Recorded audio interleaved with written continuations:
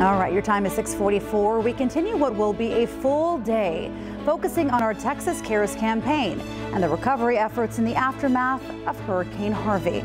Yes, I'm back here in the newsroom with the Austin Disaster Relief Network's Associate Director. We have Stephen Brewer with us this morning. Thank you so much for being here. Thanks so much for having me, Yvonne. So what has your agency been doing since the storm came through, Stephen?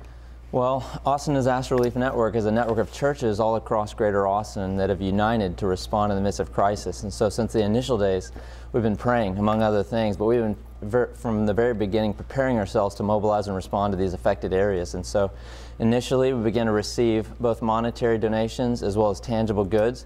And we've been mobilizing those donations since the impact has happened to communities all over the southern part of Texas. You mentioned some tangible donations. What are some of those needs?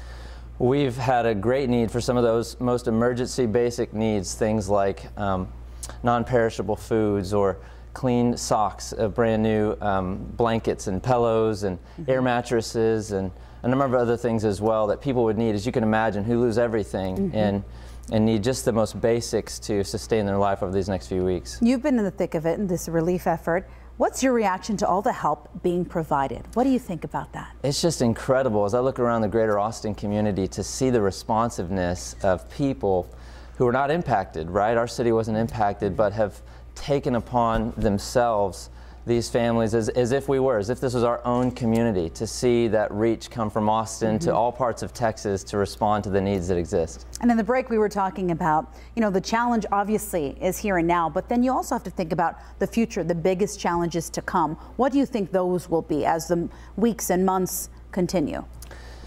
You know, it's hard to know fully the deep impact that's taken place. To see a community so devastated like Houston and some of these other areas, I think many leaders around this state are still considering what will this look like in the months and years to come. But we know in the many disasters we've responded to, it is a long-term effort and it will require a community coming around these impacted communities on a long-term basis to address the most immediate needs right now, but ultimately to work with these individuals to rebuild homes and lives and communities. Lives, yeah, you're right.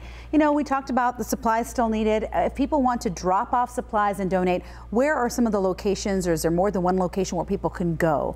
There is, but we are encouraging all that want to give right now to go to what's now going to be our main collection point, which is the Celebration Distribution Center in Georgetown, 601 Westinghouse. And so we know it's a little bit north, but because of strategic partnerships we have in place, we're able to mobilize these goods quickly. We're sending out an estimated 200 pallets a day to some of these affected communities in Houston and Rockport and Corpus Christi and Conroe.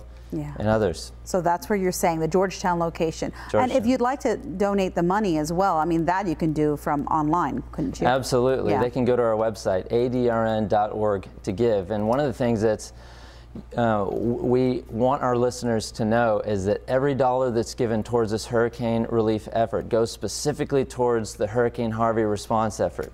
And 90% of that 100% goes directly to the families in the forms of gift cards. So we've actually provided emotional care to 393 families that have come into our city, evacuated here, in addition to providing some of those basic needs as well. And so there's going to be a significant need for finances in the days to come, as there has been already, and we encourage people to give. Stephen Brewer with Austin Disaster Relief Network. Thank you so much for coming in. Thank you so much for having me. And we'll have more from our local relief agencies all day right here on KVUE. And here's the information again for you to donate to the Red Cross. If you'd like to do so through our Texas Cares Drive, just go to KVUE.com/Texas Cares. We've already raised over $1.4 million so far, with over 50,000 of that coming from right here in Central Texas. So please keep giving.